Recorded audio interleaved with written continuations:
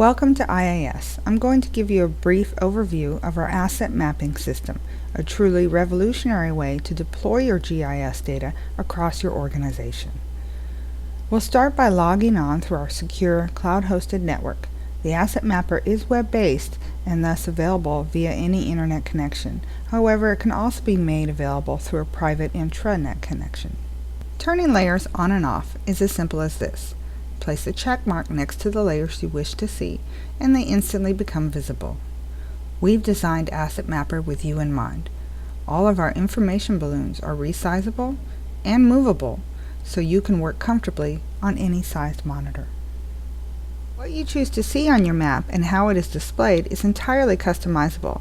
Clicking on an asset will bring up an information balloon separated into tabs for all of the attributes associated with that asset.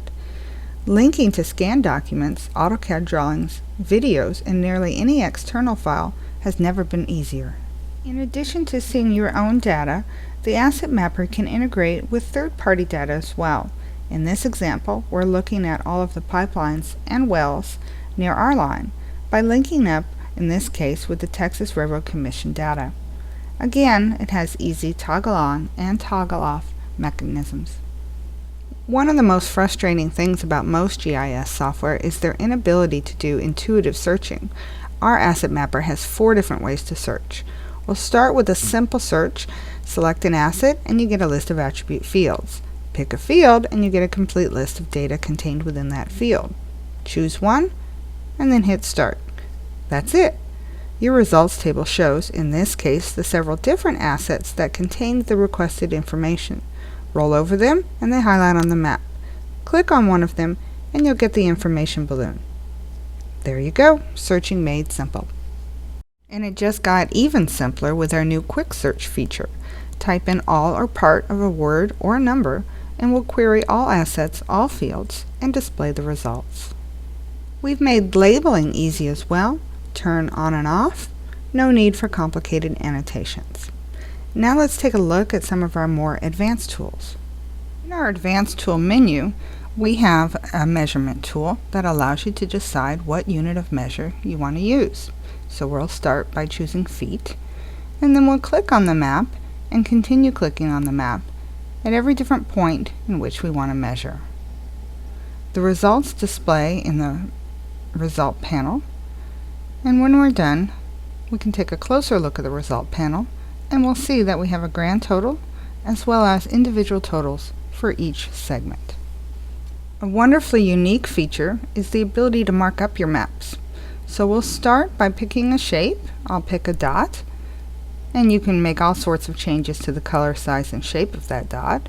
You can also add text by simply typing in the text you want to add here, and again you can change the font and the size. And all we do is click on the map, and there we've just added a dot and a little message to our map. One of the great features about markup tools is that they also will show in printing. So now let's take a look at that printing. We offer you a wide range of options to help you print exactly the way you want. So let's start by giving our map a title, and then we can hit print. Now instead of printing directly to a printer, it creates a PDF document that can then be printed or emailed for that matter. Notice the pre-configured layout, which can be customized for any desired look that you wish. In addition to printing, we can also export the map.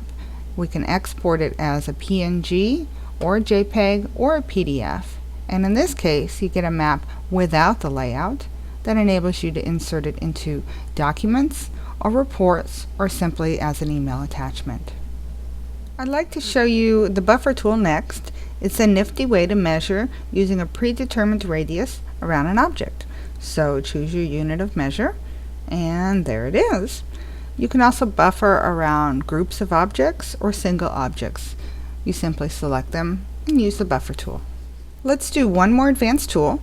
This is the integration of a multi-viewer, and it's a Google tool. So you simply click on the map and you instantly get to see 3 different views of the same location, including the Google Earth Street Viewer integrated into your Asset Mapper. Before we conclude this overview, I'd like to show you real quick the pre-configured reports feature.